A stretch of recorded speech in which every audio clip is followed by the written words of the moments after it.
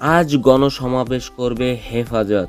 রাজ্য প্রতিরোধ ও শান্তি প্রতিষ্ঠার লক্ষ্যে জাতীয় মসজিদ বাইতুল মোকাররমের উত্তর গেটে গণসমাবেশ করবে হেফাজত।